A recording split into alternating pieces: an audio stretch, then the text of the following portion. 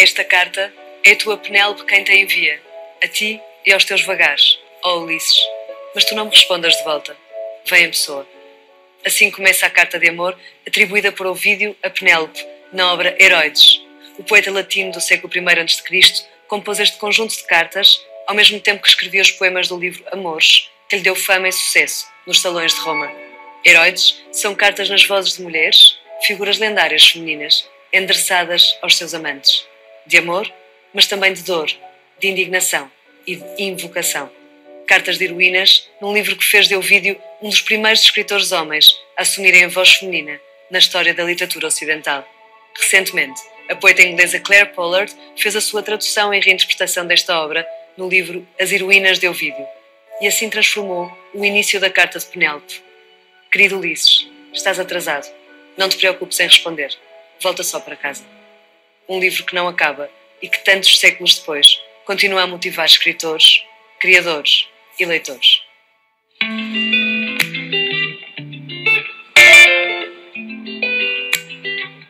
Sara Barros Leitão, atriz e encenadora de 30 anos, venceu em 2020 o prémio Revelação AGAs, 5.000 euros. O dinheiro usou para, através da estrutura artística que dirige, Cassandra, dar corpo, digitalmente, a um clube do livro feminista a que deu o nome de Heroides.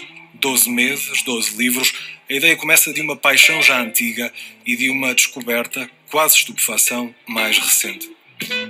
Isto começa primeiro na minha paixão pelos livros, perceber o poder que os livros têm. Passa pelo momento em que eu leio, muito adolescente, o Primo Basílio, e a minha avó me diz que eu estou a ler um livro proibido, e eu descubro que a minha avó, quando era adolescente, encontraram o Primo Basílio debaixo da sua almofada, ficou de castigo durante muitos meses, e foi aí que eu percebi como os livros podem ser poderosos e transformadores. E depois, mais recentemente, prende-se com um momento muito importante da minha vida, com uma amiga que tenho chamada Joana, que numa conversa que estávamos a ter me disse que fez um Excel em que começou a colocar todos os livros que ela estava a ler, e então eram todos homens, brancos, heterossexuais, ocidentais, e quando ela me disse isso eu quase que morri, porque eu pensei, quer dizer, eu leio tanto e faço um esforço tão grande por ler, fui estudar estudos clássicos, e pensei, gente, o que é que eu estou a fazer? Claro, eu estou a cair nesta armadilha, eu estou a construir uma história do mundo que é realmente androcêntrica, branca, heteronormativa, eu preciso ler outras coisas. Este Clube do Livro surge durante um ano de pandemia, as grandes tragédias surgem sempre no momento em que a cidade está assolada por uma peste, mas eu também acho que as boas ideias também podem surgir quando a cidade está assolada por uma peste.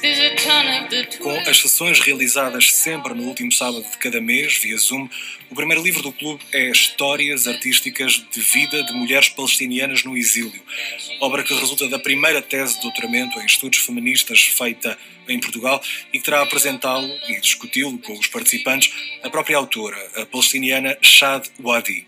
Seguem-se As Ondas, de Virginia Woolf, escolha de Sara Carinhas, Mulheres Invisíveis, escolha de Ana Catarina Correia, e Factfulness, uma sugestão de Mónica Assunção. Os restantes livros de Chimamanda, Trevor Noah ou Maya Angelou podem ser descobertos no site da Cassandra. A primeira sessão esgotou rapidamente, as restantes terão inscrições abertas no site em breve. A pessoa é livre de ler aquilo que quer durante o ano inteiro. Isto é só um desafio para que pelo menos estes 12 livros leia connosco, possamos ler em conjunto.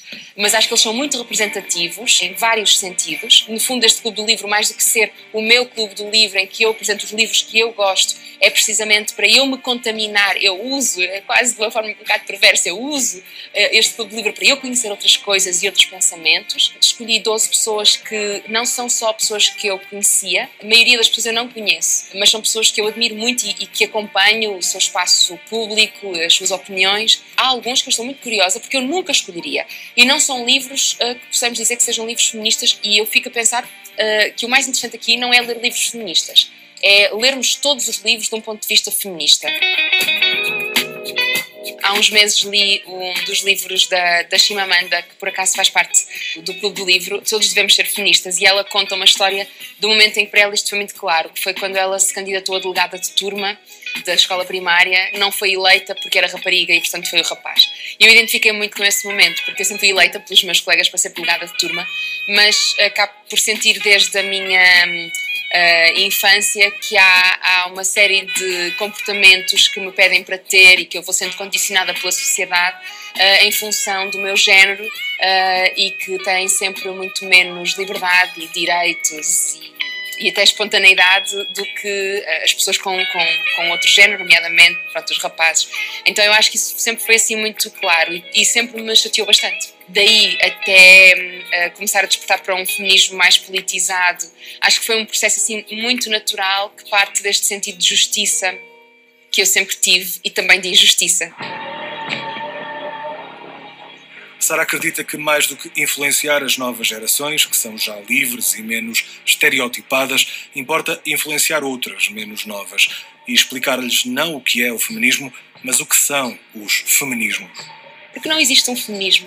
Existem várias correntes do que é que são estes feminismos. Dentro da própria história dos feminismos existe muita opressão de certas feministas em comparação com as outras. O feminismo sempre foi, na sua história, um feminismo de mulheres brancas burguesas, que acaba por oprimir toda uma série de mulheres de outras classes sociais, mulheres negras, etc. Precisamos de ir um pouco para lá disso. É que nós não nascemos mesmo todos iguais. E, portanto, a ideia não é sermos todos iguais nesse sentido. É preciso lutar mais pela equidade do que propriamente pela igualdade. Porque se eu nasço pobre, eu vou ter realmente menos oportunidades do que uma pessoa que nasce rica. São precisas 10 gerações para que consiga ter as mesmas oportunidades no acesso à educação, ao trabalho. Não existe feminismos sem luta antirracista, sem luta anticapitalista, sem luta de classes. As lutas todas levarão também à cena um outro projeto, um espetáculo baseado num livro essencial do feminismo português. Interessa muito esta relação do trabalho e das mulheres com o trabalho. E este espetáculo que vou criar chama-se Monólogo de uma Mulher Chamada Maria com a Sua Patroa e é um título clandestinamente roubado a uma parte das novas cartas portuguesas. E o resultado dele será bastante mais amplo a partir de um processo de investigação da fundação do primeiro sindicato do serviço doméstico. As novas cartas portuguesas falam muito do que é o lugar da mulher e do lugar da mulher no espaço público e no espaço privado, sobretudo no espaço privado. Tudo o resto é altamente patriarcal e não se espera que a mulher esteja na praça pública a fazer um discurso. Então interessa-me nesse espetáculo falar-te sobre o trabalho doméstico e o trabalho reprodutivo, estruturalmente associado à mulher, muitas vezes não remunerado e não reconhecido, e isso é muito dramático.